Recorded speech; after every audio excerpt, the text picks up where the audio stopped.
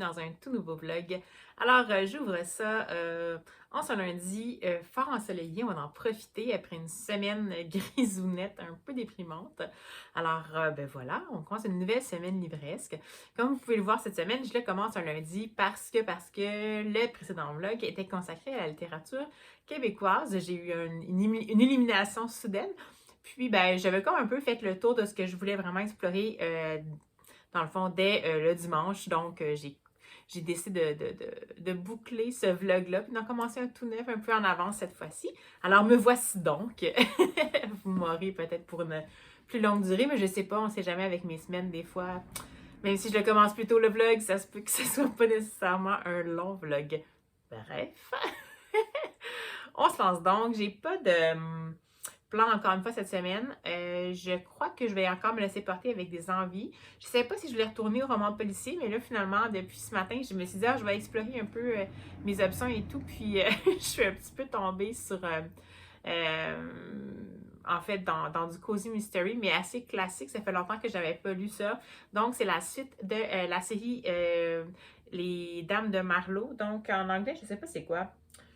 Je pense que c'est Marlowe Murders et c'est de Robert Thorogood. Donc, le tome 2, il s'agit de Death Comes to Marlowe. En français, c'est Les Dames de Marlowe enquête, il suffira d'un signe. Et ben voilà, donc on va retrouver encore une fois notre fameux trio d'enquêtrices amateurs qu'on a trouvé dans le premier tome. Et ben, je voulais la quatrième, ben, en fait, le résumé de l'éditeur qui est mentionné pour l'édition en français parce que ça dit pas trop de choses, ça va pas trop divulgacher. C'est sûr qu'après le premier tome, vous allez réaliser que le trio dont je parle semble rester, donc celui qui va se former au cours du premier tome va rester. C'est sûr que ça vous divulgage un peu, mais c'est pas non plus. On sent que la série s'appelle Les Dames de Marlowe, donc on peut s'en douter que ça va se maintenir dans le temps. Alors donc, le fameux tome 2, qu'est-ce que ça dit? Voici le résumé. Héritier d'une des familles les plus riches de la petite ville anglaise de Marlowe, Peter Bailey est retrouvé mort, écrasé sous une armoire la veille de son mariage. Alors que tout le monde pense à un accident, Judith Potts, 77 ans, est persuadée qu'il s'agit d'un meurtre. Elle mène l'enquête avec ses deux excentriques partenaires, Bex, la femme du vicaire, et Susie, la promeneuse de chiens. Alors, voyez-vous, c'est vraiment la prémisse, puis je suis en fait vraiment rendue là-dedans. La différence avec le tome 2 versus le tome 1, c'est qu'il a vraiment commencé, bien évidemment, le tome 1, c'était un peu un tome de mise en place, donc il y avait un petit peu plus la découverte des personnages. Dans le tome 2, ben écoutons, la découverte du cadavre se fait dans les premières pages quasiment, et puis on prend vraiment pour acquis que, bon, il y a des petites références mineures au tome 1, mais on prend pour acquis que le lecteur sait qui sont les personnages principaux, donc les fameuses trois enquêtrices spontanées, ainsi que leur espèce de lien avec la police officielle, qui est l'inspecteur, il me semble que c'est Tanaka, je ne suis pas certaine, peut-être que je dis n'importe quoi, et une inspectrice en fait. Et puis, ben voilà. Donc, écoutez, ça semble s'enligner vers quelque chose de secret de famille, parce qu'évidemment, Peter Bailey, c'est une riche personne qui avait également un titre en Angleterre, un titre de noblesse, et qui donc, à sa mort, ça va passer à son garçon le plus vieux, et non pas son enfant le plus vieux, parce que c'est une fille. Alors, même si c'est quelque chose de moderne, on est encore dans ces espèces de considérations-là. Ben voilà. Alors, écoutez, ce que je trouve sympathique jusqu'à maintenant, ça me plaît bien. C'est rare parce qu'en fait, toutes les Cozy Mystery que je lis habituellement, qui sont restées dans mes séries favorites puis que je poursuis avec intérêt, ce sont des Cozy Mystery qui n'en sont pas vraiment, dans le sens où il n'y a pas toujours des enquêtes, c'est pas toujours des enquêtes amateurs. Souvent, il va y avoir un policier quand même qui va être impliqué. Les personnages sont hyper développés. On a une évolution des personnages d'un tome à l'autre. Là, je ne sais pas si c'est le cas, mais en fait, je vous dirais que ça dit qu'il y a un an qui est passé entre les deux, mais il y a une évolution des personnages, mais jusqu'à maintenant, on dirait que l'accent n'est pas trop mis là-dessus. Donc, on reprend vraiment plus ça comme voici les trois personnages principaux et on se reprend une petite enquête en surface. Donc, on est vraiment plus dans le Cozy Mystery à ce moment-là, plus pur, disons, avec un petit ton qui se prend pas trop au sérieux. Donc, mais par contre, ce que j'aime bien, c'est que c'est bien écrit quand même. Donc, je veux dire, ça sera pas trop au sérieux, mais c'est pas non plus parce que c'est de la mauvaise qualité ou quelque chose. Donc, jusqu'à maintenant, ça me plaît bien. On verra là, comment ça se passe. Mais de toute façon, je vais le lire au complet parce que je voulais avancer. Le troisième tome est sorti aussi. Donc, je voulais juste m'avancer un peu dans cette série-là. Alors, ben voilà, c'est où j'en suis en ce moment. Et ben, je vous en reparlerai quand j'aurai terminé cette lecture-ci. Puis, ben, sinon, évidemment, si j'ai d'autres opportunités cette semaine, de petites découvertes livresques ou de bons plans littéraires, c'est sûr que je vais vous faire signe. Alors, allez, on se lance!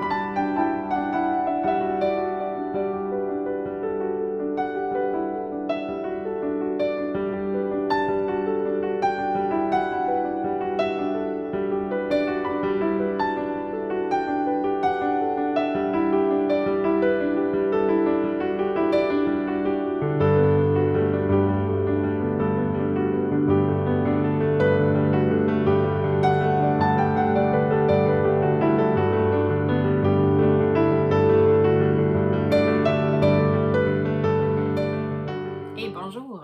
Alors, nous voici avec ma petite tête de fille en congé, mais fraîchement vaccinée. Alors, ça se peut que je sois un petit peu dans les vapes, c'est comme ça, c'est pas grave, il faut, il faut. Alors, écoutez, je vous reviens parce que j'ai terminé le fameux deuxième tome de la série de Robert Thorogood, les Marlowe Murders, donc Death Comes to Marlowe. Et ma foi, j'ai vraiment adoré ça. C'est pas un coup de cœur, là, mais c'est excellent. Comme je vous disais, on est vraiment dans le classique Cozy Mystery, ce qui veut dire que ça se passe en campagne, on est plus dans une ambiance british, on est dans des archétypes, mais on n'est pas nécessairement juste dans des préjugés, on est dans le détective amateur, il y a beaucoup d'humour, ça se prend pas toujours au sérieux, et ma foi, cette fois-ci, comparé au premier, comme je vous disais, on entre rapidement dans l'action et on rentre rapidement dans l'enquête particulièrement. Et jusqu'à la fin, ça fait... On a l'impression qu'on est super intelligent comme lecteur. Moi, au 2/3, je suis comme, ah, j'ai vraiment trouvé c'était qui. Et puis finalement, pas du tout. pas du tout, du tout, du tout, du tout, du tout. Donc, c'est super chouette, c'est vraiment bien mené. Comme je vous expliquais, je disais qu'il n'y avait pas beaucoup d'évolution dans les personnages, puis c'est pas faux. C'est-à-dire que les personnages, leur vie personnelle avance un peu. Donc, on parle ici de Judith Potts, qui est la verbicruciste, Bex, qui est la femme du vicaire, et de Susie, qui est une promeneuse de chiens. Il y a des petites choses qui vont se passer pendant ce tome-là par rapport à leur vie personnelle, mais c'est pas crucial. Je veux dire, ben oui, c'est intéressant de savoir que ça va se passer, mais ça n'a peut-être pas un impact majeur sur la suite des choses. Par contre, on sent vraiment que leur trio, il y a vraiment un lien fort qui de plus en plus se construit, et leur lien avec l'inspectrice Tanika, et non pas Tanaka, comme je l'avais dit. Donc, l'inspectrice Tanika, qui est leur lien avec la police officielle. Mais bien entendu, je vous rassure, il n'y a pas grand-chose qui se passe tout à fait dans les règles, même si ça implique l'inspectrice. Alors, c'est leur lien, puis on découvre peut-être que pour elle, il y a un petit peu plus de développement pour son personnage. On va la voir sous un autre jour avec un petit peu plus même un petit angle un peu féministe. Il y en a pas mal quand même dans ce tome-là, je dirais, puisque même le meurtre se passe quand même dans une famille où, même si ça se passe de nos jours, c'est une famille qui ont un titre de noblesse et qui ont depuis toujours passé le titre d'héritier mâle à héritier mâle, peu importe que ce soit le plus vieux ou le plus jeune de la fratrie, et au détriment en fait de beaucoup de descendantes féminines. Donc, il y a quand même ça qui est en ligne de compte. Puis, l'inspectrice Tanika, qui est une inspectrice qui remplaçait un de ses collègues masculins et qui, dans cette enquête-là, dans le fond, va voir un peu ses plans changer et il va devoir se confronter au fait qu'elle elle évolue quand même dans un milieu d'hommes qui a un petit côté un peu mansplaining et tout. Donc, je trouve ça quand même intéressant. C'est pas trop lourd. C'est là en arrière-fond. C'est super bien fait. La plume, j'ai trouvé vraiment habile. Comme je vous dis, on reste quand même dans le vrai Cozy Mystery. C'est relativement léger. Ben, je veux dire, je sais qu'il y a un meurtre, mais je veux dire, c'est pas... On n'est pas dans le gore, on n'est pas dans le thriller psychologique. Par contre, on est quand même happé par l'intrigue. On veut savoir qu'est-ce qui va se passer. C'est vraiment comme un peu... Pour moi, c'est un peu l'équivalent d'avoir un bon Agatha Christie. Donc, c'est vraiment intéressant. Celui-là, il est vraiment bien structuré. Je l'ai préféré encore au premier tome. Puis ça me donne vraiment envie de découvrir le troisième. Bon, moi, j'ai lu en langue originale. Aucune idée ce que ça donne en langue, en traduction. J'avais comme cru entendre sur les réseaux que le tome 1, la traduction du tome 1, c'était pas nécessairement bien déroulé. Est-ce que c'est celui-là ou c'était... Non, je me mélange. C'était la série de Richard Osman, que la traduction française, on dirait que les gens l'aiment moins accroché. Moi, j'ai lu en langue originale, donc j'ai peut-être pas nécessairement cette expérience-là, mais non, alors je me trompe. Donc, les Dames de Marlowe, même en version française, de ce que j'entends des booktubeuses francophones qui les ont lus, semblent avoir quand même bien accroché, alors j'imagine que la traduction est correcte. Cela dit, je trouve quand même que ça donne un charme particulier de les lire en version originale si vous êtes capable, ça vaut la peine. Ma version audio était sympathique aussi. La narratrice était vraiment bien bonne, ça donnait envie de le lire. Mais comme vous avez pu le voir, je l'ai fini en livre numérique parce que je voulais vraiment savoir qu'est-ce qui se passait. Alors voilà, donc excellente lecture, excellente première lecture de la semaine. Et puis en cette journée où je me repose un peu puisque j'essaie de laisser à mon corps la chance de se construire des défenses immunitaires, ben je sais pas si, je m'étais dit que je sais pas si j'allais commencer un livre tout de suite, mais je pense que je suis tentée quand même d'en commencer un autre en livre audio potentiellement. C'est vraiment par hasard que j'ai découvert ça parce que j'étais en train de magasiner des petites choses que peut-être que vous allez voir apparaître peut-être dans ce vlog-ci ou dans le prochain, dépendant du temps de livraison. Là, je me suis encore laissée un petit peu emporter. J'ai découvert une autrice de romans policiers qui évoluait dans le temps d'Agatha Christie, donc dans l'âge d'or du roman policier. Donc, au même moment que Naomi Marsh, que Dorothy L. Slater, je me souviens jamais, Dorothy L. Slayer. Bref, ces trois-là, qui étaient quand même dans un club de romans policiers qui s'était comme entendu un peu comme sur une forme, des choses à faire, à ne pas faire, un peu sur les romans policiers à l'époque. Et puis, c'est Josephine Tey qui, bien qu'elle ancre ses romans dans cette époque-là, bien qu'elle fait partie de cette bande d'écrivaines-là, faisait pas partie de ce club-là. Et de ce que j'ai lu dans un article de Vanity Fair, parce que je sais pas, j'en apprends un peu plus sur elle, c'est qu'elle était comme un petit peu fed up de ces formules-là. Elle n'était pas d'accord avec le fait que dans un roman policier, il fallait quand même qu'il y ait une formule, qu'il y ait des choses qui étaient à respecter, qu'il fallait toujours qu'on ait un meurtre et tout. Donc, on voyait vraiment qu'elle expérimentait beaucoup dans sa structure, ce qui me donne absolument le goût de découvrir son livre, finalement. J'ai vu qu'elle était connue particulièrement pour Daughter of Time, donc La fille du temps, mais ça se trouve à être le tome 4 de sa série de l'inspecteur Inspecteur Grant. Puis là, j'ai vraiment tergiversé parce qu'elle est vraiment connue pour ce tome-là, parce que c'est une enquête qui met en scène une forme particulière et le meurtre à élucider est particulier. Mais j'avais comme envie quand même d'aller dans l'ordre pour voir au cas où il y a une évolution des personnages. Donc, je me lancerai dans le premier tome qui en anglais, la prononciation va être affreuse, mais c'est A Man in Queue, comme en queue de pie, de Josephine Tey. Et en français, c'est le monogramme de perles. Donc, c'est la traduction, c'est paru chez 10-18 en français, donc en format poche. J'ai quand même voulu la quatrième de couverture de la version francophone. Parce que, bon, juste pour que vous ayez un petit peu une idée. Puis moi-même, ben, je vois que c'est pas... Ça en dit pas trop, donc ça me divulgagera pas trop de choses. Alors, c'est parti pour la quatrième. Ce soir de mars, au théâtre Woffington, tout Londres s'est donné rendez-vous pour la dernière d'une comédie musicale au succès retentissant. Mais alors que la foule se presse aux portes, un homme s'effondre. Et chacun peut contempler avec horreur le manche du poignard planté dans son dos. Pour l'inspecteur Grant de Scotland Yard, débute une chasse à l'homme aussi perverse qu'inattendue. Le premier défi étant de découvrir l'identité d'une victime dont personne ne semble se souvenir. Donc, voilà. Et de ce que je vois ici, c'est que aussi, non négligeable, mais c'est une autrice écossaise. Donc, c'est intéressant quand même d'avoir une autre perspective, peut-être pas britannique en tant que telle. Bien que je me souviens plus quelle était la nationalité de Naomi Marsh. Je sais pas si c'était Australie, je me souviens plus.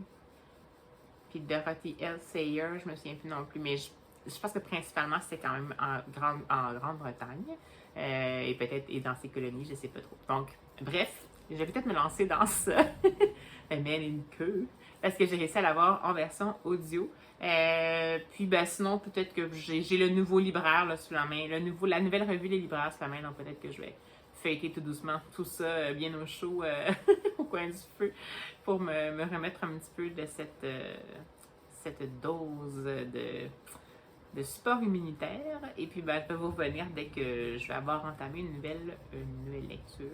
Mais bon, je voulais quand même vous parler de mon... Vraiment, j'ai vraiment eu un engouement pour Death Comes to Marlowe.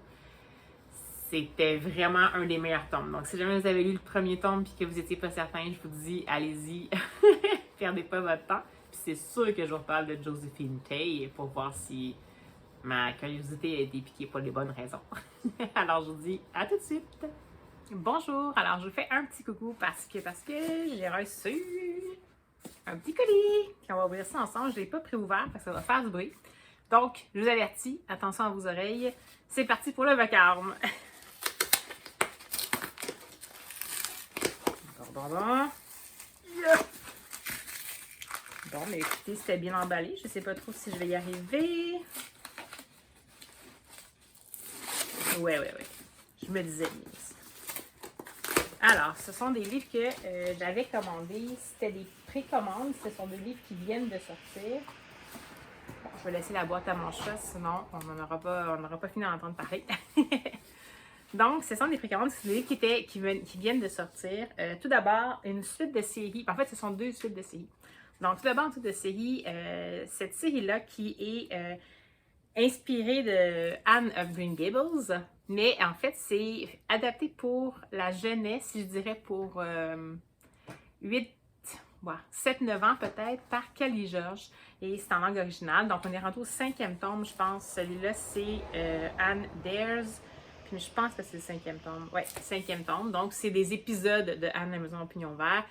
Celui-là, c'est lorsque, si je me souviens bien, c'est lorsqu'elle va être, on va lui dire qu'elle n'est pas capable de marcher sur les fêtes du toit de la maison des barils, puis qu'elle va le faire, puis qu'elle va tomber, puis elle va se tordre une cheville. Spoiler alerte! J'ai peut-être dû lui gâcher quelque chose, mais c'est juste une péripétie dans toute Anne la Maison au Pignon Vert. J'ai toujours beaucoup aimé cette adaptation-là. C'est simple, c'est en ce qu'on appelle les chapter books en anglais. Puis on a vraiment fait ce dosage-là de texte. Donc, illustration et texte. Puis il me semble que c'est comme ça à chaque page. Oui. Voilà. Donc, on va voir avec cette lecture-là pour voir qu'est-ce que c'est. Mais j'ai les 4 autres. Je les avais pris vraiment par hasard, le premier tome. Puis je n'étais pas certaine au début pour le visuel. C'est illustré par Abigail Alpin. Puis finalement, je me suis habituée parce que j'aimais vraiment beaucoup le format. C'est en hardcover ici. Donc à l'intérieur, juste pour vous montrer, là, c'est vraiment un beau produit. Je ne sais pas ce que ça a l'air. Ouais, quand même. Un beau travail sur l'objet livre. Alors, celui-ci, qui venait tout juste de paraître, et je m'excuse pour la luminosité à l'avance, je fais ce que je peux. Et enfin, de ce que je peux comprendre, le dernier d'une série que j'ai adoré, que je trouve dont on n'entend pas beaucoup parler, je trouve, en français. Je pense qu'elle est vraiment connue en anglais, mais vraiment, je ne l'ai pas beaucoup vu passer sur les réseaux en français. Il faut dire qu'elle est plus ou moins facile à trouver en traduction française. Mais bref, c'est le dernier tome de la série des Jane Austen Mystery de Stéphanie Baron. Donc, c'est Jane and the Final Mystery. Alors, pour rappel, c'est une série qui, comme ça le dit, en fait, met en scène Jane Austen, le personnage, en fait, l'écrivaine, mais qui en fait un personnage. On se base vraiment sur, quand même en bonne partie, sur ce qu'on connaît de sa vie, sur ce qu'on connaît de sa biographie. On n'en connaît pas tant que ça sur la vie de Jane Austen. Puis, à chaque moment, peut-être clé qu'on connaît un petit peu quelque chose, l'autrice Stéphanie Baron a décidé de impliquer Jane Austen, l'écrivaine, dans une enquête concernant des meurtres. Et puis, dans le fond, actuellement, c'est sous forme de correspondance ou de journal. Là. Il me semble que c'est ça que ça fonctionne. Ça fait longtemps que je ne l'ai pas lu. Puis, on va vraiment suivre, dans le fond, Jane Austen là-dedans. Puis, ce qui est intéressant, ce que j'ai trouvé, c'est que j'ai toujours un peu peur quand c'est des personnages connus qu'on utilise pour les enquêtes, comme je vous disais. Là, je vous avais parlé de ça il n'y a pas longtemps quand j'ai lu la fameuse Cozy Mystery de S.J. Bennett là, qui met en scène Feu la reine Elisabeth II. Mais quand c'est bien fait, c'est excellent, mais ça peut vraiment manquer sa cible. Dans celui-ci, ce que j'ai trouvé, c'est que il y a une bonne recherche historique. On ne s'enferme pas nécessairement dans la biographie, mais on fait assez de ponts pour que les amateurs de Jane Austen puissent quand même se sentir pas trop déroutés. Puis on fait aussi assez de fiction pour que ceux qui ne connaissent pas nécessairement l'autrice soient en mesure d'apprécier quand même l'histoire. Puis ce que je trouve, c'est que c'est vraiment possible, c'est comme si c'est plausible, parce que c'est une écrivaine qui avait une grande imagination, qui avait une grande intelligence et qui était vive d'esprit. Et pourquoi pas, en ce moment-là, à l'époque, c'était vraiment des enquêtes qui étaient, entre guillemets, officieuses. C'était souvent quelqu'un, souvent un noble, en fait, du village qui était nommé un peu comme personne ressource représentant de la loi en cas de problématiques comme ça. Donc, on était déjà un petit peu moins dans les formalités. Puis finalement, pourquoi pas, Jane Austen était souvent invitée chez des amis parce que dans sa famille, il n'y avait pas beaucoup de sous en fait. Donc, elle se promenait quand même d'ami en ami. Donc, elle était quand même souvent invitée à l'intérieur de grandes demeures où il pouvait se passer des choses et où sa contribution pouvait être sollicitée. Donc, c'est vraiment une série que j'adore. J'ai même pas le goût de lire la 4e de couverture parce que je veux pas nécessairement me divulgacher, mais ça se passe en mars 1817. Puis, ce que je comprends, c'est que quand on dit que c'est le mystère final, c'est que, comme vous savez, Jane Austen est décédée, en fait, d'un problème de santé. Puis, dans l'avant-dernier tome, je m'excuse, je me prenne comme ça parce qu'il y a vraiment un problème de luminosité aujourd'hui, mais c'est comme ça. Donc, dans le précédent tome, Jane Austen avait déjà un problème de santé. Puis, c'est un problème de santé qui est connu avec la vraie autrice Jane Austen. Et ça avait vraiment un impact là, sur sa vie. Puis, dans le fond, de ce que je comprends, c'est que là, ils vont utiliser plus les derniers moments dans la vie de Jane Austen pour mettre en scène un moment où elle aurait contribué quand même à une enquête. Donc, comme vous voyez, ce que je trouve intéressant, c'est que les grands points majeurs d'évolution du personnage, de Jane Austen, le personnage, dans cette série-là, c'est quand même des points qui sont vérifiables. Donc, c'est pour ça que c'est vraiment habilement tissé habituellement. Bon, là, je fais comme une pré-critique, puis peut-être que, je ne sais pas, peut-être que ça le fera pas pour moi, mais j'ai trop hâte, puis je suis un peu triste que ce soit le dernier en même temps. Toute bonne chose a une fin. Donc, voilà, je vais avoir ça. Donc, c'était mon petit book haul. Mais en fait, les précommandes que j'avais faites pour les deux sorties, celui-là, il sortait en anglais hier ou aujourd'hui. Hier, je pense, oui. Donc, voilà. Et sinon, je continue à écouter mon espèce de cozy mystery particulier qui s'appelle The Man in the Queue. In the queue, qu'ils disent en anglais, donc l'homme dans la file d'attente. C'est pas comme ça en français, là, c'était quoi, non? C'était le collier de perles, je me souviens plus, là, je vous l'ai dit il y a quelques secondes. Et c'est particulier, ça me prend un peu plus de détermination pour m'accrocher. Ça me donne un peu le feeling que j'avais eu quand j'avais lu mon premier Dorothy L. Sayers. Ça me faisait vraiment plus penser à l'écriture d'Arthur Conan Doyle, dans le sens où c'était très dense. On est dans le... Il n'y a vraiment pas beaucoup de dialogue. Genre, les pages sont pleines.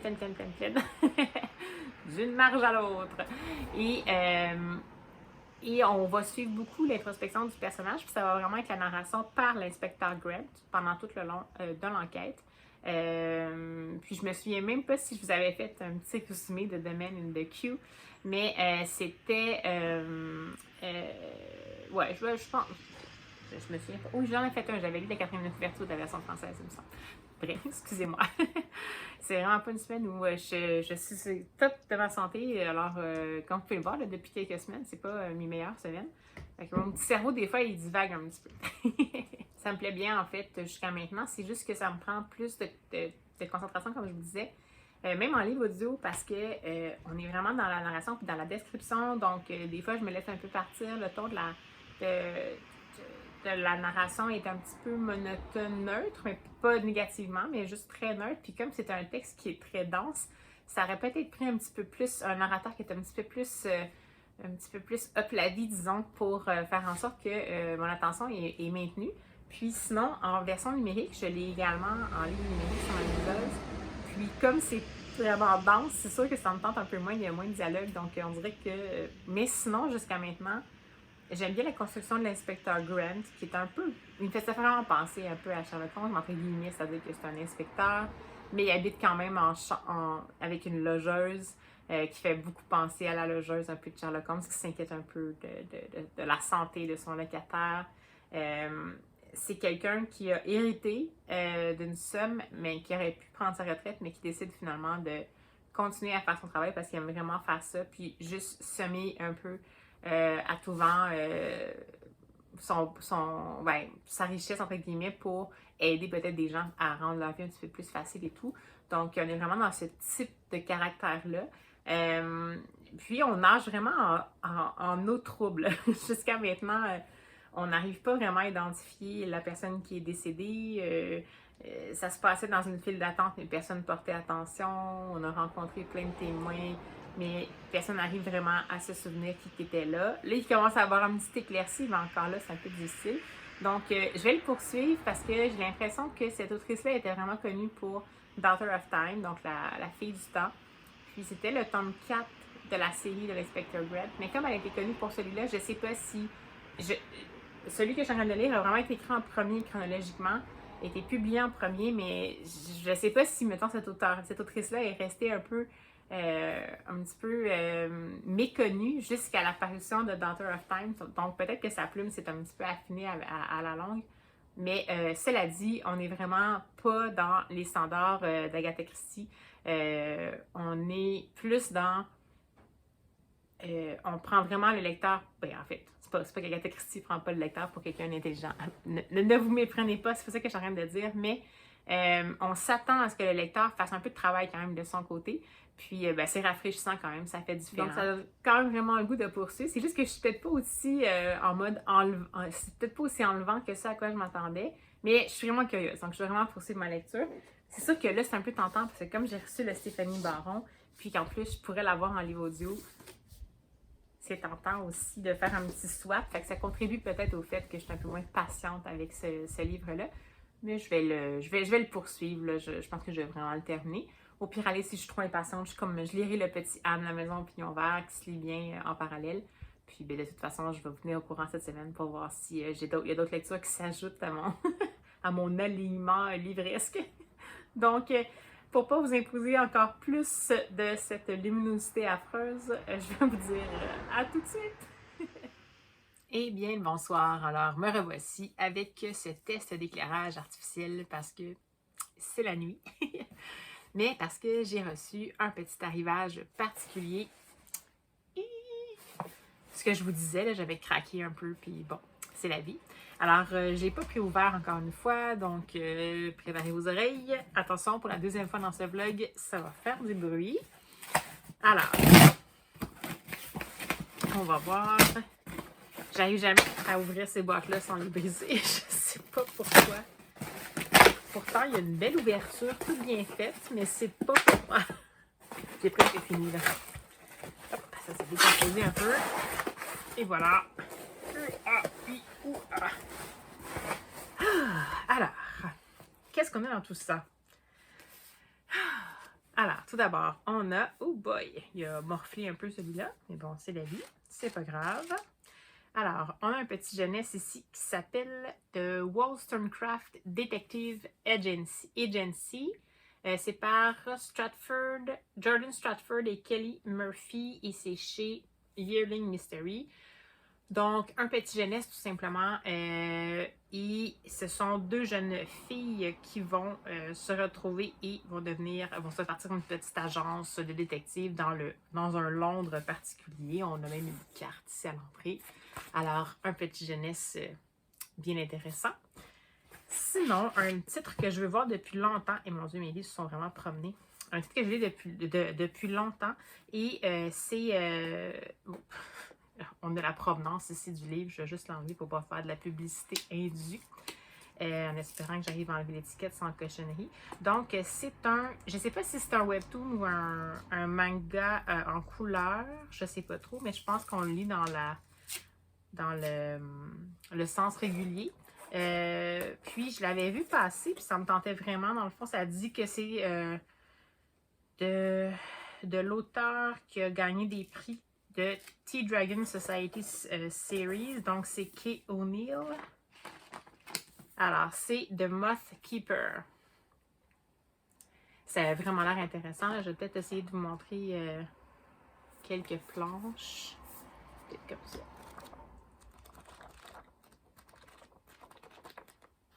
Donc, ça a l'air super intéressant. C'est pas trop chargé comme visuel. Puis, ce que ça dit, donc, que être le gardien des... Ben là, moth, je me souviens plus, mais il me semble que c'est mythe, mais peut-être que je me trompe, c'est des papillons, en tout cas, de nuit.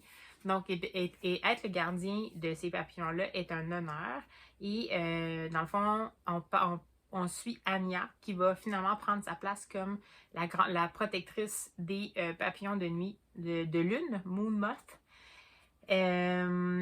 qui ont le pouvoir de permettre à la fleur de nuit d'éclore. Et le village de nuit dans lequel elle vit a besoin de ces fleurs-là pour fonctionner, pour évoluer. Mais dans le fond, être ce gardien-là des papillons, c'est une grande responsabilité. On est seul, mais bon, Anya veut essayer de prouver qu'elle est vraiment la personne sur qui on peut se fier. Puis, bon, on voit évidemment que quelque chose semble ne pas être correct et que Anya va être un petit peu testée dans cette situation-là. Donc, je trouve ça vraiment chouette. Donc, oui, je vous confirme qu'on lit dans le sens non japonais. C'est vraiment plus une BD ou un webtoon. Là. Mais c'est vraiment intéressant. Il y a même des planches qui sont comme en bichromie. Donc, The Moth Keeper. Et c'est publié chez Random House Kids. Ensuite, j'ai fini par me... Ça fait pas longtemps que je vais passer partout, puis je me disais, ah ben non, j'aimerais pas ça, c'est comme trop un phénomène et tout. Mais ça a vraiment l'air intéressant l'histoire, puis je vais être en retard comparé à tout le monde qui l'a lu, mais j'ai décidé de céder et d'acheter Anatomy, a Love Story de Dana Schwartz. Voilà, donc c'est chez Wednesday Books. Dans celui-là, j'ai pas vraiment besoin de... Ben, c'est drôle parce que sur la couverture, il y a un petit blurb enthousiaste de Neil Gaiman. Ça me prendrait pas plus que ça pour me convaincre, mais je vais vous lire ça en anglais par contre. Désolée pour l'accent. Irreverent, intelligent and smart, Dana Schwartz is one of the brightest of the next generation of young writers. Donc, d'accord. Et sinon, j'ai un livre un peu bizarre ici. J'ai comme un livre défoncé, finalement. J'ai dit que j'achète là, mais je pense quand même que je vais la écrire parce que c'est comme tout brisé. Bon, c'est pas grave. Ce que j'essayais de chercher avant de constater que c'était brisé, c'était quoi l'histoire? Il me semble que ça concerne une jeune femme qui veut devenir une chirurgienne plus que de se marier, mais c'est à une époque où c'était pas vraiment permis, puis elle va finir par s'auto-former, si je me souviens bien, et il va y avoir un jeune homme qui va lui fournir des cadavres. Bref, mais évidemment, c'est Love Story, donc on va quand même être là-dedans. Là. Mais je suis un peu triste parce que vraiment, le livre est vraiment défoncé. Mais bon, c'est pas grave, je vais voir si je les contacte ou pas. Sinon, celui-là, j'espère qu'il a survécu au voyage. Je pense que oui. Il n'a pas l'air... ouais. Pas l'air top, là, mais... Alors, sinon, je me suis lancée dans un ouvrage. J'aime beaucoup cet auteur-là qui est vraiment glauque et grinçant. Pour ceux qui ne connaissent pas, si jamais vous ne l'avez jamais vu, ça vaut la peine. C'est vraiment comme celui qui saisit le plus. C'est vraiment un compagnon de Tim Burton, donc entre guillemets. Donc, c'est Edward Gorey. Puis ça, c'est Amphy Gorey 2. Donc, je pense que c'était un recueil de certains de ses essais ou de ses planches. Puis, dans le fond, je ne sais pas si vous savez à quoi ça ressemble, mais habituellement, il est vraiment dans le... Il est en monochrome, c'est noir et blanc habituellement. Il semblerait que c'est fait au rapidographe. Il y a quand même des communautés. Je sais pas si c'est une histoire complète, mais je pense que c'est juste comme un enchaînement d'œuvres qu'ils ont mis. Parce qu'il y en a que je pense que j'ai déjà vu, qui sont peut-être déjà parus. Je sais pas si j'ai une table des matières.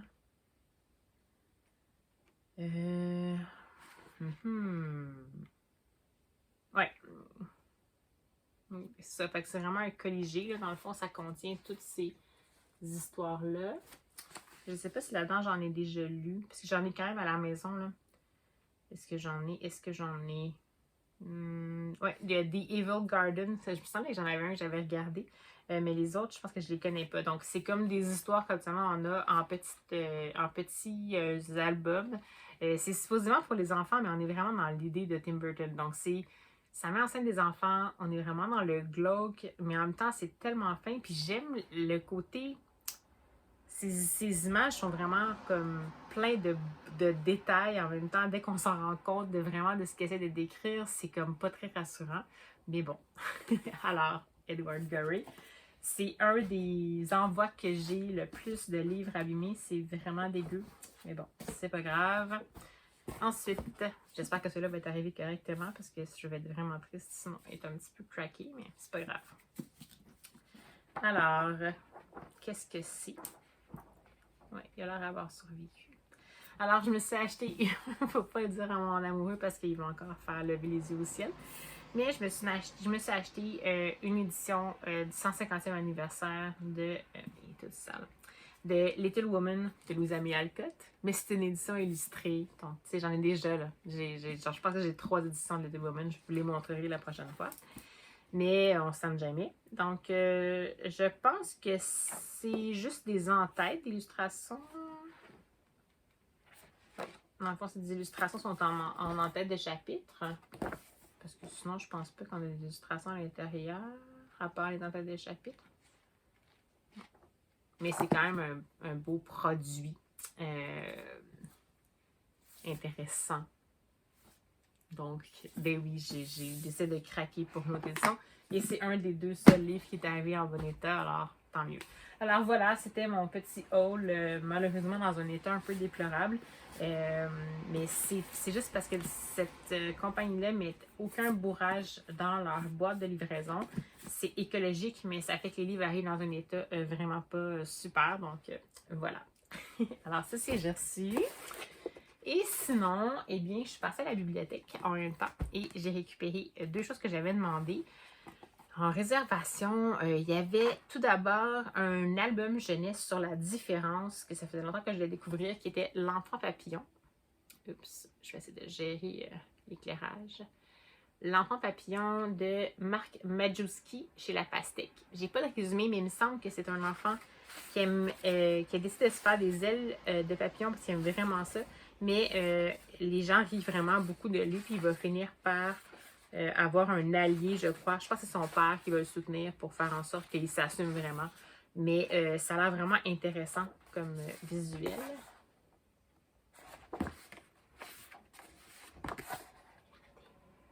Alors voilà, donc l'enfant papillon, ici.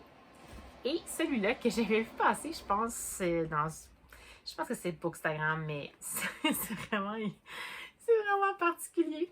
Alors, t'as pas l'impression de prendre toute la couverture. Poésie visuelle et jeu de mauvais caractère de l'Indéprimeuse, c'est européen. Et c'est publié chez La Martinière.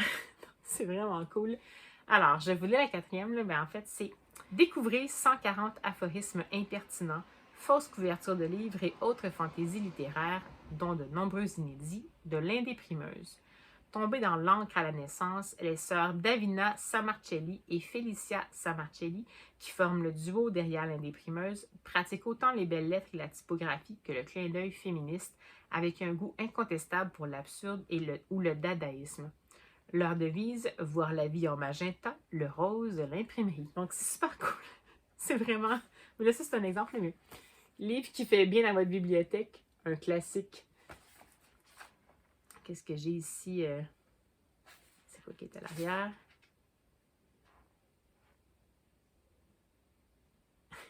Ça, c'est un exemple. Ici, ça dit « Il est formellement interdit de lire la phrase attends un peu, de lire la phrase ci-dessous. Et puis évidemment, en bas, on a Bravo, le monde a besoin de gens libres qui dépassent les interdits. Donc, c'est vraiment un recueil de petites absurdités. Ça m'a vraiment donné envie de le découvrir. C'est aussi graphiquement créatif. Donc, voilà. Donc, ceci.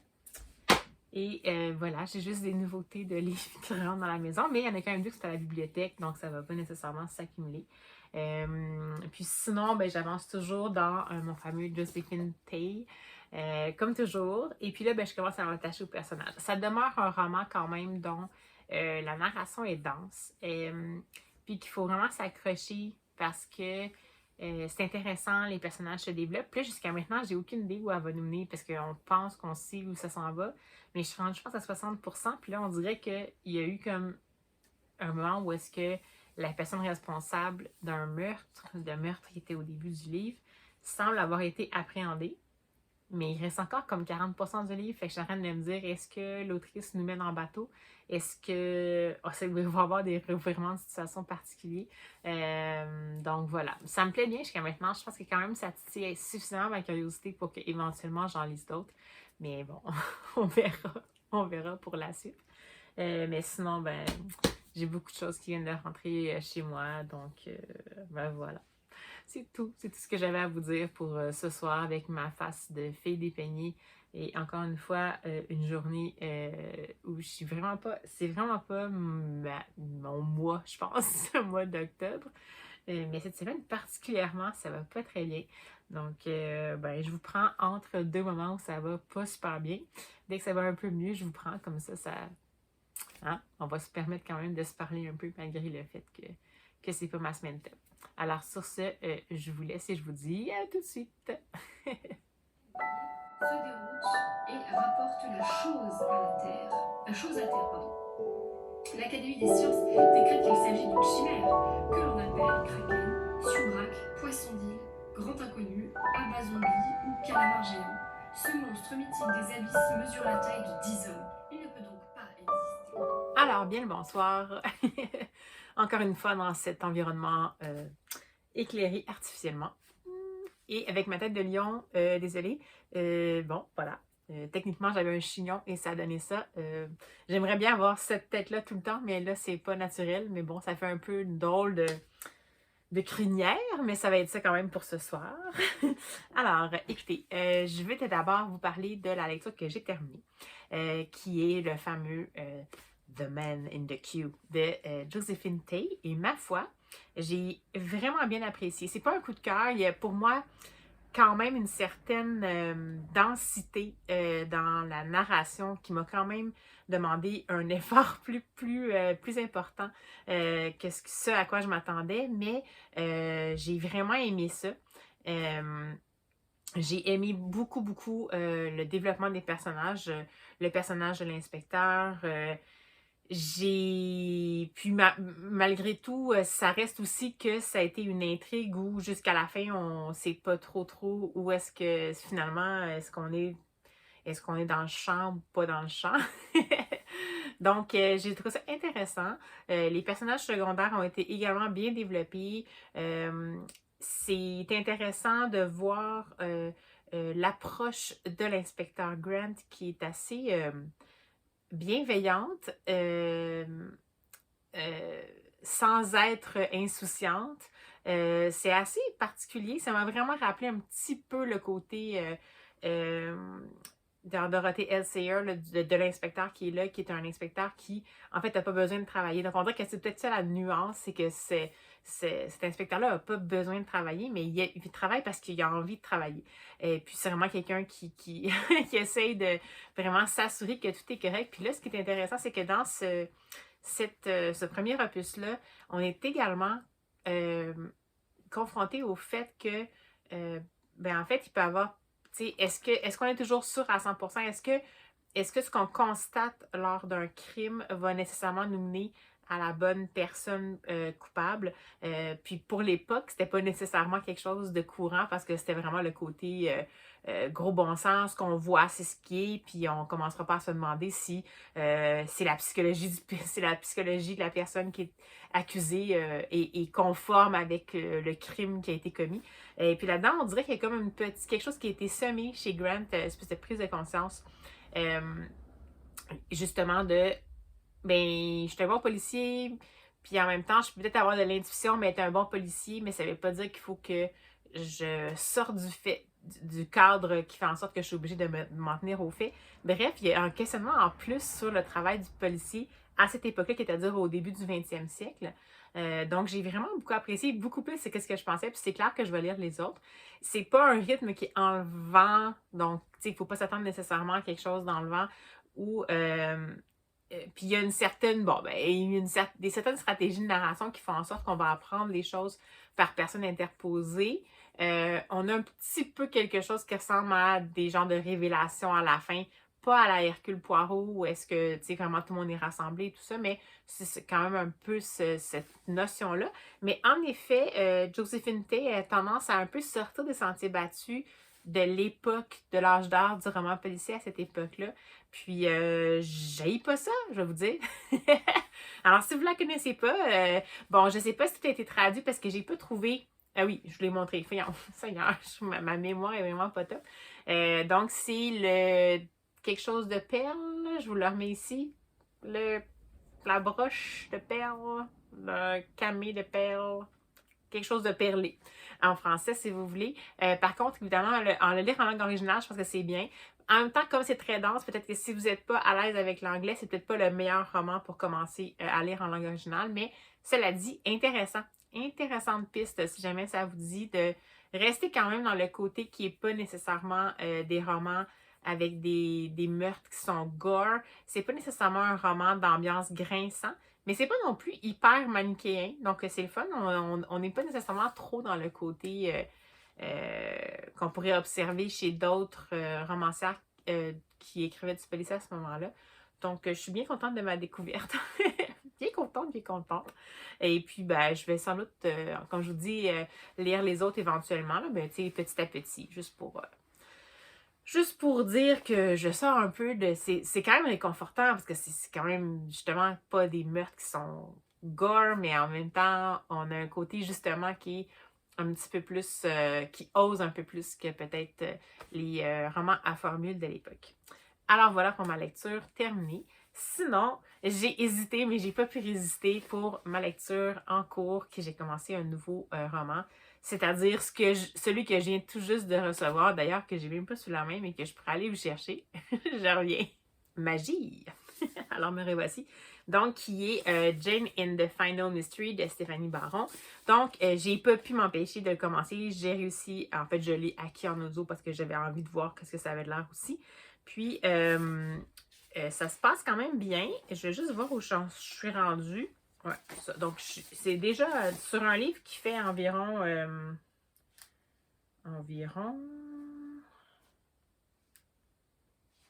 autour de 300 pages. Je suis déjà rendue à la page 110. Mais j'ai fait beaucoup de déplacements aujourd'hui, donc j'ai lu cette partie-ci. Il me reste ceci à lire. Et c'est très plaisant. Plaisant. Parce que moi, je suis vraiment une fan de cette série-là. Comme prévu, on retrouve vraiment Jane Austen dans ses moments où elle est le plus affaiblie physiquement. Donc, elle a vraiment une maladie qu'on ne sait pas trop qu'est-ce que c'est, mais qui semble être reliée soit à ses reins ou à son foie. Visiblement, là, il y a quelque chose qui fait en sorte que son état est vraiment pas super. Mais elle va être interpellée par son neveu pour aller aider un de ses amis avec qui il est allé à l'école qui semble pointer du doigt dans la mort d'un de ses collègues étudiants au collège où il va.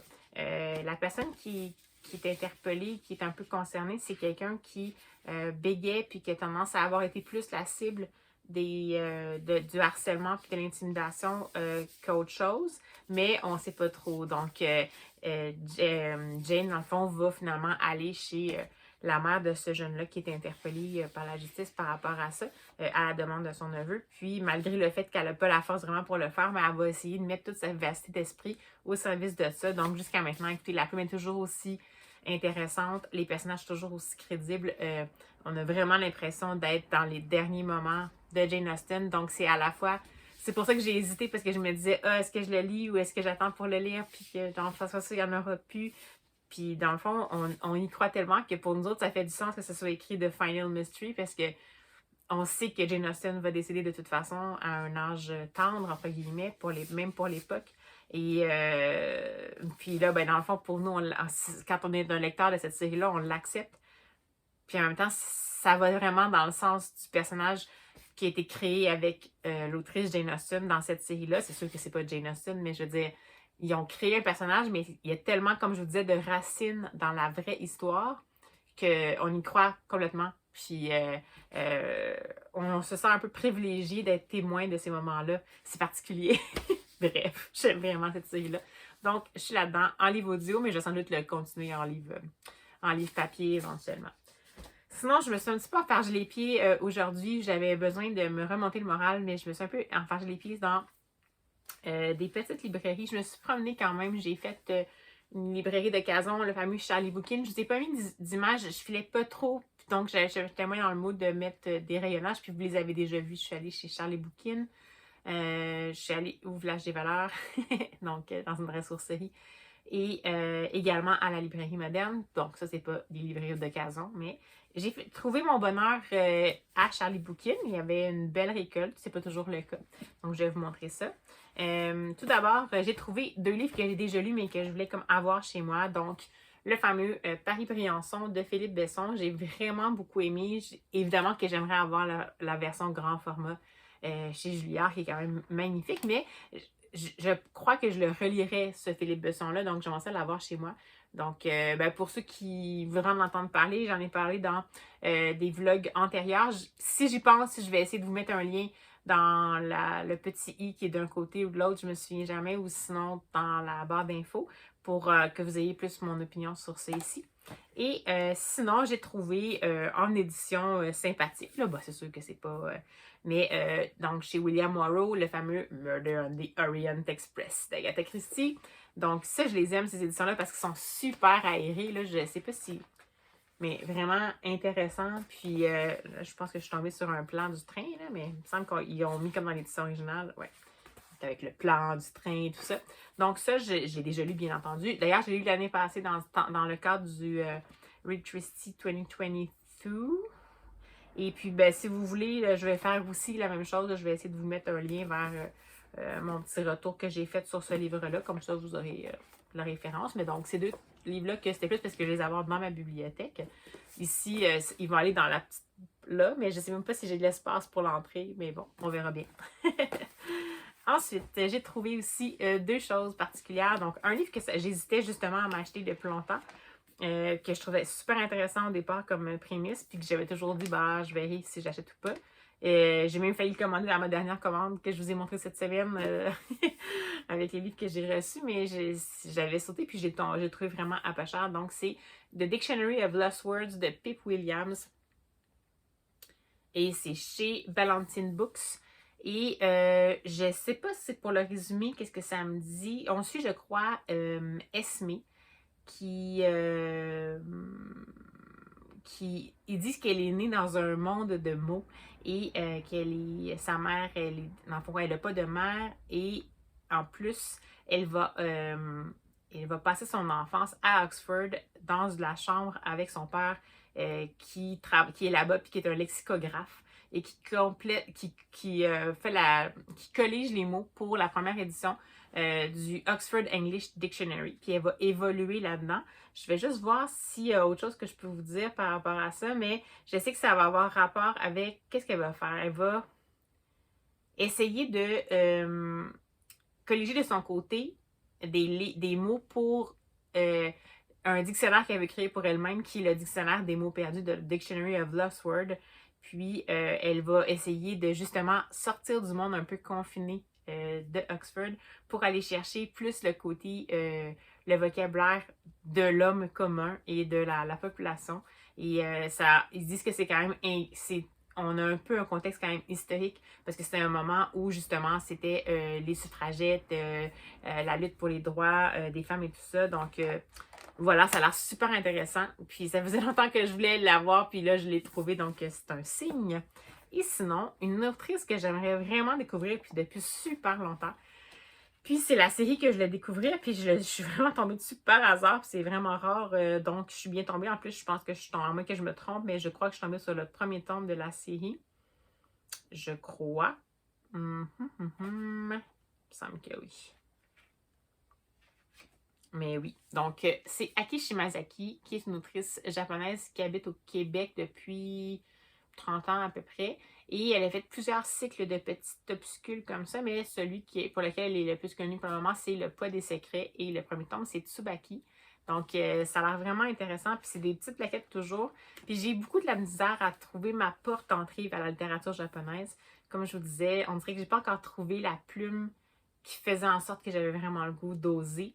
J'en ai essayé plusieurs. Fait que là, je vais justement essayer celle-là. Ça fait longtemps là, qu'elle roule, cette autrice-là. Mais je me suis dit, pourquoi pas, j'en entends parler depuis tout le temps. Puis c'est vraiment une plaquette, donc je vais me lancer. Puis je vais même vous lire la 4e de couverture comme c'est un tome 1. Je ne vais pas divulgacher rien à personne. Alors c'est parti. À la mort de sa mère, survivante de la bombe atomique de Nagasaki, Namiko se voit remettre 2 enveloppes. La première est adressée à un oncle maternel dont elle ignorait l'existence et qu'elle est chargée de retrouver. La seconde contient une lettre en forme de confession à sa fille, sans laquelle elle n'aurait pu partir en paix. Elle y raconte son quotidien pendant la guerre, son premier amour, et révèle le secret qui l'a poussée à commettre l'indicible. Ça a vraiment l'air troublant, puis ça a l'air excellent. Donc, voilà pour la petite librairie de Cazon chez laquelle j'ai eu une superbe récolte pour aujourd'hui. Et sinon, en librairie, j'ai acheté 9. Tout d'abord, parce que je suis super influencée et influençable. Et j'ai été influencée par Fluent Books qui en a parlé. Puis cette collection-là m'avait vraiment beaucoup intriguée. C'est une collection de petits documentaires, de petits brochets tout minces qui s'adressent techniquement aux plus de 15 ans. Donc, c'est des documentaires pour lancer la réflexion, interpeller, amener un peu certaines notions sur des sujets particuliers. Puis celui-ci, c'est sur la consommation. Donc, c'est Être heureux avec moins de Corinne Morel-Darlu. C'est aux éditions La Martinière. La collection, c'est Alt. Puis c'est vraiment des petits fascicules. Là. Ça fait 27 pages. Puis c'est vraiment présenté comme ça ici. Là, vraiment, on fait le tour du sujet, mais avec des tout petits moments d'intervention comme ça. Donc, ça me tentait vraiment bien. C'est mon genre, en plus de petits survols comme ça pour me titiller la curiosité. Puis il y en a plein d'autres. Il y en avait un autre sur le féminisme que j'aimerais trouver, mais que j'ai pas trouvé lorsque je suis allée en librairie. Ouais, c'est Être féministe, pourquoi faire de Camille Froidevaux-Métairie. Donc, j'aimerais peut-être ça pouvoir le trouver aussi. Mais je l'ai commencé pour voir si ça me plaisait. Donc, celui-ci, bon, une petite plaquette à petit prix, mais quand même. Et sinon, le tout dernier d'une autrice que j'aime beaucoup en Europe, c'est Anne Loyer. Et un illustrateur dont je suis fan, Gérard Dubois, qui est un illustrateur qui est plus connu au Québec. Et c'est publié aux éditions 2 et c'est son tout récent Charbon Bleu. C'est tellement beau, j'adore la grille graphique. Puis en plus, il y a un petit jaspage jaune. Alors, il essaie vraiment de faire, parce qu'évidemment, le logo de l'édition, c'est 2 ici, donc c'est en jaune. Il essaie toujours de faire des belles choses. Je suis complètement fan de leurs produits qu'ils font. Et puis là, ben, dans ce cas-ci, en plus d'être un bel objet, c'est surtout quelque chose qui semble très remuant. Donc, j'ai vu la 4e de couverture, au cas où ça risque de peut-être vous intéresser. Alors, c'est parti. 19e siècle, dans une petite ville minière du nord de la France, Hermine est condamnée à descendre dans la fosse bonne mère et offrir sa vie entière à cette destinée. Mais c'est là, dans les profondeurs de la terre, que la lumière lui apparaît, sous les traits de Firmin, petit homme chétif et poétique, avec qui elle découvre fugacement ses premiers élans amoureux. Avec Anne Loyer, faut toujours s'attendre quand même à ce que ça ait au-delà des apparences. Donc, c'est sûr que là, on parle quand même d'une mine de jeunes filles qui vont, ben, en fait, d'enfants qui vont travailler dans les mines. Ben, c'est peut-être une ado, là, mais elle n'est pas très, très vieille. Et de tout ce que ça peut impliquer. Donc, je me doute que ça va être plus remuant que qu'est-ce que même ça peut annoncer ici en 4e de couverture. Mais j'ai très, très, très, très hâte de découvrir. Donc, voilà mes 2 petits achats de la librairie moderne. Alors, mon Dieu, quel long moment de tournage je vous offre là. J'espère que l'éclairage sera pas trop mauvais parce que sinon vous allez trouver ça vraiment insupportable et interminable. Mais voilà, donc écoutez, je poursuis ma lecture de mon Jane and the Final Mystery tout doucement. Mais je suis pas sûre que je vais pouvoir prendre tout le temps que je veux pour le lire, dans le sens que je vais trop vouloir savoir qu'est-ce qui va se passer. Donc, je vais peut-être essayer. Là, j'aurai comme 3 romans cette semaine. Puis je vais voir si je me laisse tenter peut-être par ça ici, peut-être un petit graphique, là, pour que vous ayez au moins un 4 ou 5 titres à découvrir potentiellement si vous écoutez le vlog. Donc, ben, je vous reviens dès que c'est possible. À bientôt. C'est pas gentil, mais elle paraît peut-être un peu facile. C'est pas pour faire non plus. On pourrait croire qu'elle se laisse facilement avoir, mais finalement, elle tient tête quand même à beaucoup de gens et je trouve ça assez cool. Voilà, mais je vous ai dit, c'est des lectures moyennes qui sont très bien et voilà, mais c'est pas mauvais.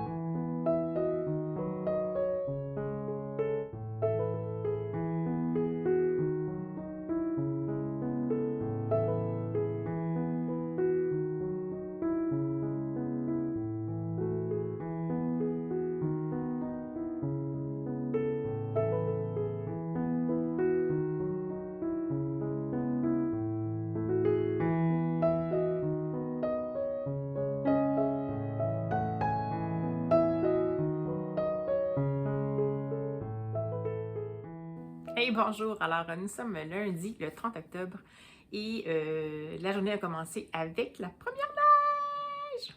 Yeah! Ma saison préférée.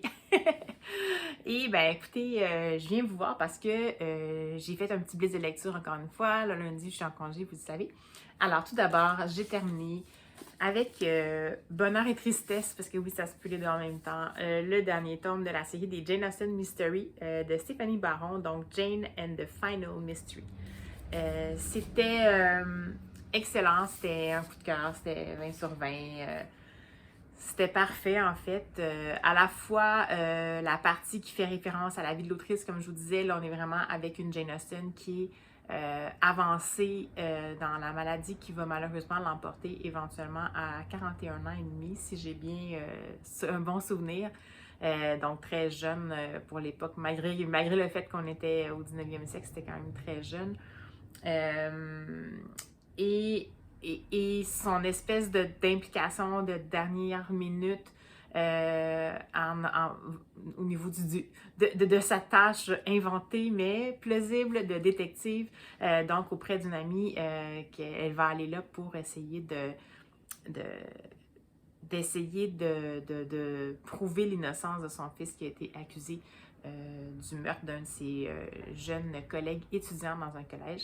Et l'intrigue également est excellente, donc on va vraiment, ça va être assez sournois. Je pense pas vraiment que je me suis rendu compte de ce qui allait se passer exactement avant.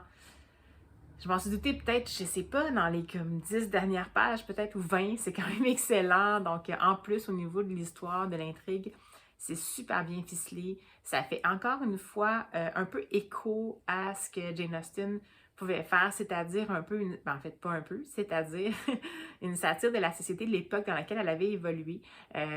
Et dans ce cas-là, on va quand même bien voir la problématique de tout ce qui est hérité d'un titre, être un héritier, qui se passe, dans le fond, les titres et les fortunes se passaient d'héritier mâle en héritier mâle, la dimension d'enfant légitime, de chicane de famille entre les différents héritiers potentiellement.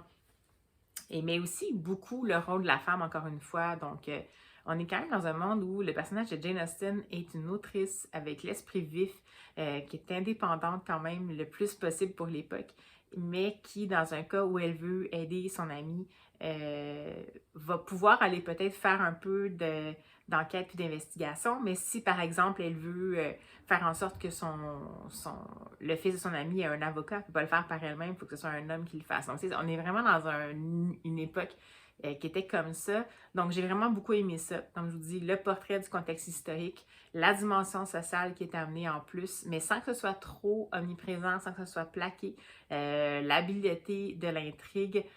Puis, ben écoutez, ça boucle une boucle. Donc, c'est sûr que je suis cette série-là depuis très longtemps. Et ce qui m'a beaucoup touchée aussi, c'est que dans la version audio, il y a un afterword, je me souviens plus, c'est un post-face, qui est lu par l'autrice elle-même.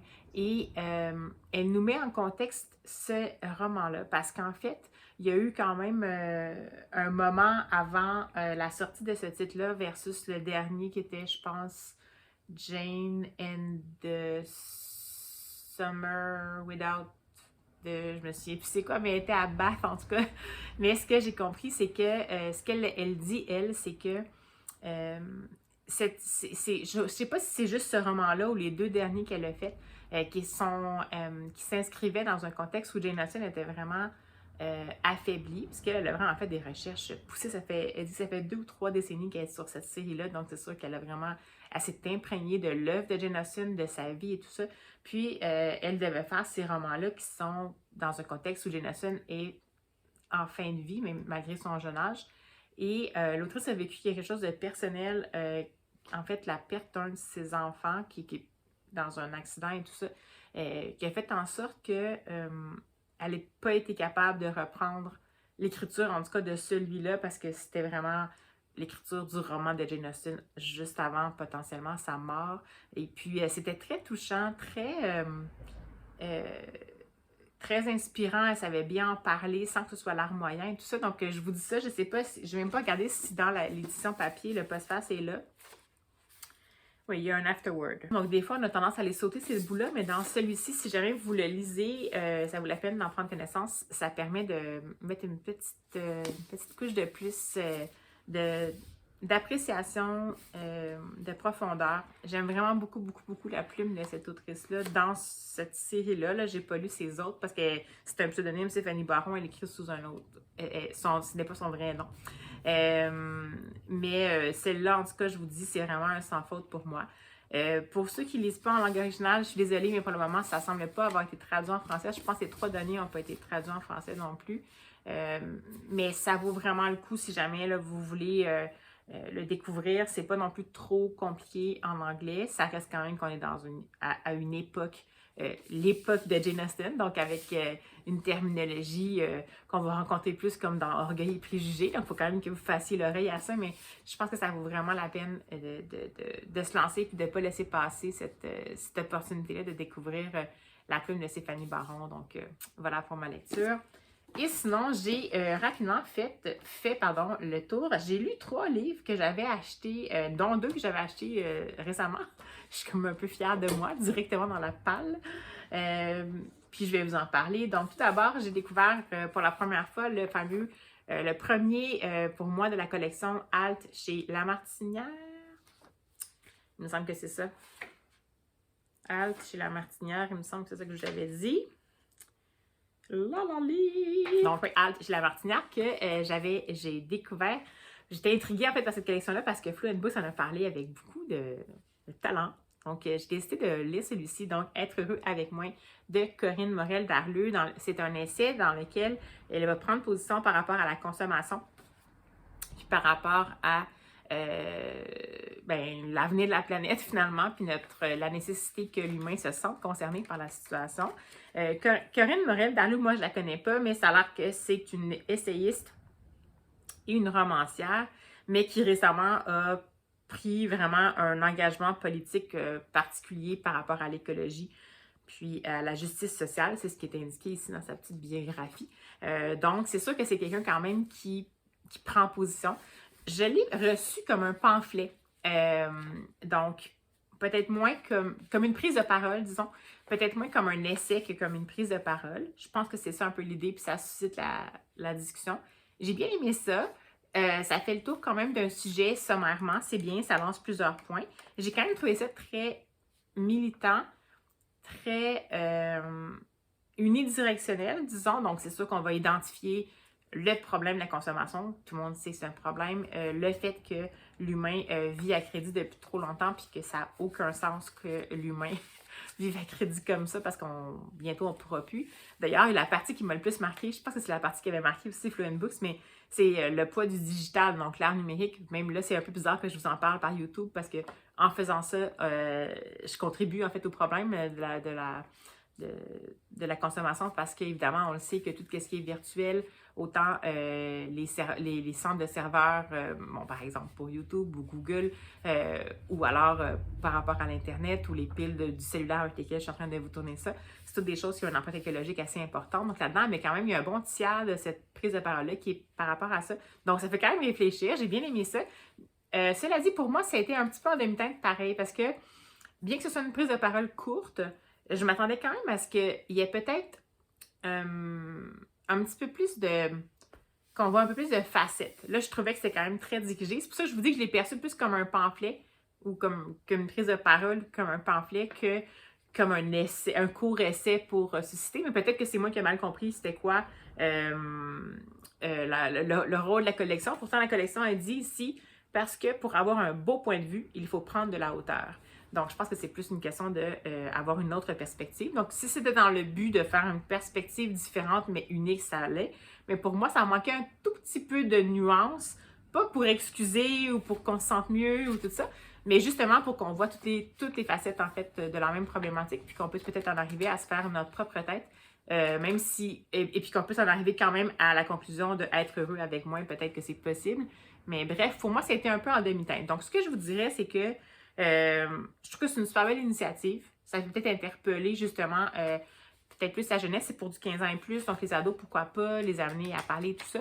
Mais de mon côté, je préfère dans cette même optique-là la fameuse collection documents chez Atelier 10, qui sont des documents d'environ 100 pages, donc on n'est pas dans la même échelle, là, ça c'est 30 pages, c'est une prise de parole, mais c'est quand même le même principe pour moi, c'est une prise de parole, c'est pas nécessairement des auteurs qui sont spécialisés dans le sujet qu'ils vont aborder, donc ça reste quelque chose qui a ses propres biais puis c'est voulu.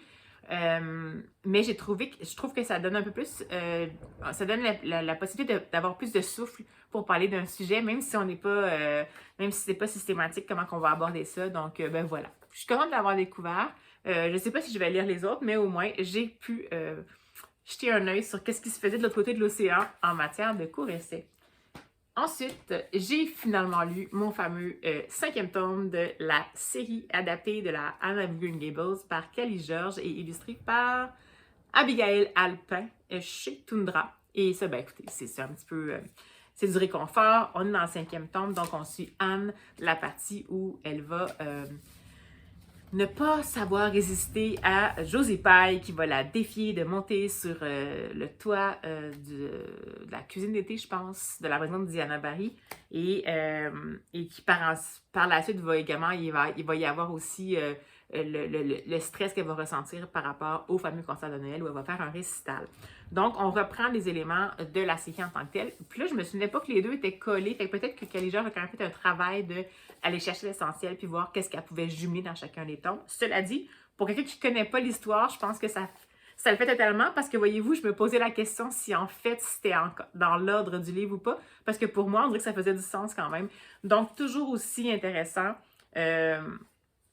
Vraiment un beau travail d'adaptation cette fois-ci. Je trouve c'est sûr qu'on ne va pas en profondeur dans les personnages, mais je trouve qu'en peu de pages, on comprend très bien qui est Anne, on comprend très bien qui sont un peu les personnages secondaires. Bon, il y a un peu moins de temps qui est passé sur les personnages secondaires, mais je trouve ça intéressant. Je trouve que c'est une super belle manière de découvrir l'histoire, peut-être pour des plus jeunes.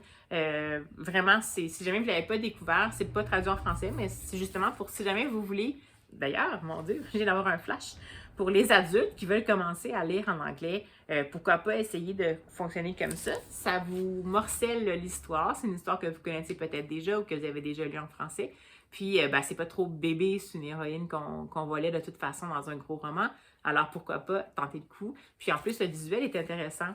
Il est audacieux, on n'est pas nécessairement dans les standards, mais c'est vraiment chouette, vous allez voir, à force de le lire, on se rend compte que c'est tout à fait adéquat. Alors voilà pour And Theirs. Donc ça, c'est pas un coup de cœur, mais c'est bien pour moi. C'est comme une série ma petite série doudou, donc je suis bien contente de la retrouver. Et finalement, parce que là, ça va être un vlog qui va être incroyablement long, je suis désolée. J'ai finalement lu L'Enfant Papillon que j'ai emprunté de la bibliothèque, que j'ai eu en réservation cette semaine. Donc, L'Enfant Papillon de Marc Majewski chez La Pastèque. Donc, voilà. C'était l'histoire, comme je vous disais, d'un enfant qui aime le coloris. Là, dans ce cas-ci, c'est qu'il aime beaucoup les papillons, puis il va se déguiser en papillon, mais qu'évidemment, la réponse de ses amis n'est pas toujours super évidente. Puis, c'est intéressant. C'est très... la narration est plutôt visuelle, je vous dirais. Il n'y a pas beaucoup de mots. Évidemment, c'est pas non plus la plus grande originalité. On sait que, dans le fond, on se doute bien que les amis vont mal réagir. Bien, quand même des super belles illustrations, là, comme ça ici, c'est quand il va se déployer. Mais bien sûr qu'on se doute que les amis vont mal réagir quand ils vont le voir arriver avec ses ailes de papillon. Et que, éventuellement, il va finir par potentiellement assumer le tout et y retourner, puis décider de tout simplement prendre son envol malgré tout. Mais ce que j'ai bien aimé, c'est la relation avec le père qui, ici, on voit qu'il va réconforter son enfant puis essayer justement de lui faire le faire s'accepter dans ce qu'il a le goût de vivre. Puis ce que j'ai le plus préféré, en fait, là-dedans, parce qu'il n'y a vraiment pas beaucoup de paroles, mais c'est vraiment les moments, justement, où on parle pas beaucoup, on ose, comme par exemple, voyez-vous cette belle double page-là où on comprend que l'enfant est comme vraiment en détresse, puis un peu qui s'en veut, qui est en réflexion. Donc, ça a été une belle expérience. C'est pas un coup de cœur, mais ça a été un bel album. Puis je pense que l'intérêt de cet album-là, c'est justement ce qu'il va pas dire. Donc, ça peut apparaître pour les tout petits peut-être, parce que c'est vraiment une histoire toute simple, avec pas beaucoup de texte. Mais on va quand même assez loin. On va avec justement le côté de qui je suis vraiment. Est-ce que je suis capable d'accepter que j'ai le goût d'être comme ça, puis tout ça. Puis est-ce que je suis capable d'accepter que c'est pas tout le monde à qui ça va plaire, mais que finalement, peut-être que je peux quand même prendre mon envol. Donc, j'ai beaucoup aimé ça. C'était bien, ça vaut la peine de le découvrir si jamais vous voulez. C'est un excellent album pour les tout petits et les plus grands. Donc, voilà. Et ça conclut la fameuse semaine livresque. Je vais la conclure vite parce que sinon, je pense que ça va être le plus long vlog que j'ai jamais fait, un marathon. Alors, écoutez, j'espère que cette semaine-là vous a plu. Puis, ben, je vous souhaite, jusqu'à ce qu'on se revoie, évidemment, encore une fois, des superbes découvertes. Surtout, vous n'hésitez pas à vous manifester en commentaire si jamais vous avez lu des livres que j'ai lus cette semaine, s'il y en a qui vous tentent, s'il y en a que vous me recommandez en fonction de ce que je vous ai fait découvrir. Ça me ferait vraiment plaisir de pouvoir voir où vous en êtes, puis ce que vous lisez, vous aussi, de votre côté. Et puis, ben voilà, on va se revoir bien sûr avec plaisir, puis on va se dire à la prochaine!